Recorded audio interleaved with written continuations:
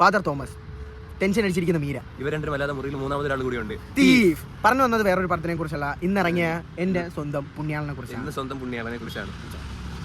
സാംജി ആന്റണി എഴുതി മഹേഷ് മാധവ് സംവിധാനം ചെയ്ത എന്റെ സ്വന്തം പുണ്യാളനെ കുറിച്ചാണ് ഞങ്ങൾ പറയാൻ വന്നത്. ഫാന്റസി ത്രില്ലർ, ഒരു കോമഡി എന്റർടൈനിങ് എന്ന് വേണമെങ്കിൽ പറയാം. ഫുൾ കോമഡി തുടക്കം മുതൽ അവസാനം വരെ നമ്മൾ ത്രില്ല് ചെയ്ത് എന്റർടൈൻ ചെയ്ത് കണ്ട അടിപൊളി പടമായിരുന്നു. കാരണം വെച്ചാൽ ഇജാതി പടമില്ലേ ഈ അടുത്തിടയ്ക്ക് ഇത്ര ഫൺ ആയിട്ട് ഓരോ സീൻ ബൈ സീൻ അത്ര പെർഫെക്റ്റ് ആയിട്ടാണ്. കോമഡി സാധനങ്ങളാണെങ്കിലും വർക്കാവും. ഞങ്ങൾക്ക് ഓൾറെഡി 10 of 10 വേണമെങ്കിലും ഞാൻ കൊടുക്കും. കാരണം എന്ന് വെച്ച് കഴിഞ്ഞാൽ അത്ര ഫൺ ഉണ്ട്, ത്രില്ലർ ഉണ്ട്, ഫാന്റസി ആണ് അതിനകത്ത് കൂടുതലും കൂടെ എക്സൈറ്റ് ചെയ്തത്. അതായത് ആണെങ്കിലും അനശ്വരാണെങ്കിലും പൊള്ളിച്ചടിക്കേട്ടുണ്ട് മൂന്നുപേരെ.